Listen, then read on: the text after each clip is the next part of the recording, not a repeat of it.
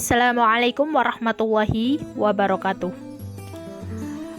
Pelajaran prakarya dan kewirausahaan kali ini kita akan mempelajari kewirausahaan pengolahan makanan awetan dari bahan nabati.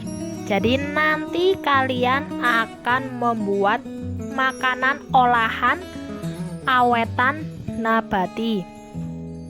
Sebelum kalian mempelajari lebih dalam, apakah kalian tahu apa itu entrepreneurship? Sudah sering dengar? Nah, entrepreneurship sebenarnya sama saja dengan kewirausahaan. Jadi kewirausahaan itu berhubungan erat dengan ide dan juga uang, yang nantinya kalian akan memiliki planning bisnis atau business plan, perencanaan bisnis. Sekarang apakah kalian tahu tentang wirausaha? Apa itu wirausahawan dan juga kewirausahaan? Kita akan bahas lebih lanjut tentang ketiga hal tersebut. Nah, wirausaha yaitu kegiatan melakukan usaha. Jadi wirausaha itu kegiatannya.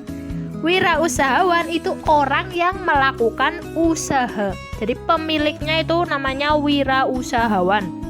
Dan kewirausahaan adalah sikap dan perilaku dalam berwirausaha. Ilmu yang dipelajari itu namanya kewirausahaan. Nah, sekarang kalian udah tahu perbedaan antara ketiga hal tersebut. Jadi jangan terbalik-balik. Wirausaha itu kegiatannya, wirausahawan itu orangnya, kewirausahaan itu ilmunya, ilmu yang mempelajari tentang berwirausaha. Nah, yang pertama kita pelajari adalah karakteristik kewirausahaan atau sifat-sifat yang harus dimiliki oleh wirausahawan. Ada 5 poin. Yang pertama, percaya diri. Yang kedua, berorientasi tugas dan hasil. Yang ketiga, berani mengambil resiko. Yang keempat, kepemimpinan. Dan yang terakhir, keorisinalitas atau keaslian. Kita akan membahas tentang 5 poin ini, yang nantinya kalian harus memiliki sifat ini untuk menjadi wirausaha. Nah, yang pertama adalah percaya diri. Apa sih itu percaya diri? Biasanya disebut dengan PD. Percaya diri adalah yakin atas dirinya sendiri. Setiap orang pasti memiliki kelebihan masing-masing. Jadi kita harus percaya dengan diri kita sendiri. Jangan suka minder. Apa yang kita miliki adalah apa yang bisa kita tonjolkan. Yang harus kita tonjolkan adalah hal-hal yang positif, jangan malah hal yang negatif. Nah, tidak rendah diri. Tidak rendah diri yaitu percaya diri. Percaya akan dirinya sendiri, jangan minderan. Setiap orang pasti juga memiliki kelemahan masing-masing. Nah, itu jangan sampai membuat kita rendah diri. Terus percaya atas kemampuan diri. Misalkan kalian itu punya kemampuan untuk melukis. Nah, berarti kalian juga bisa open order lukisan yang harganya bisa mahal. Nah, terus yang kedua, sifat berorientasi tugas dan hasil. Setiap pekerjaan itu ada tugasnya masing-masing. Nah, berorientasi tugas dan hasil yaitu mampu menjalankan tugasnya, di mana tugasnya wirausaha yaitu apa? Menjual produk, memasarkan produk, memasarkan produk. Nah, itu salah dua. Tadi saya sebutkan salah dua tugas dari wirausaha. Yang kedua, memiliki target pemasaran.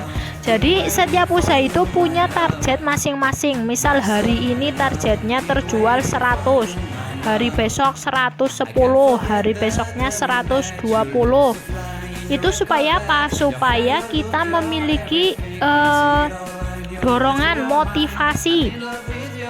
Nah, Biasanya kalau usaha kecil itu banyak yang tidak dihitung laba ruginya. Jadi entah itu laba, entah itu rugi, kira-kira duitnya banyak itu laba, padahal belum pasti. Bisa saja pendapatannya banyak tetapi pengeluarannya juga banyak, malah bisa saja pengeluarannya lebih besar dari pendapatan, maka itu rugi. Walaupun omset itu hasil yang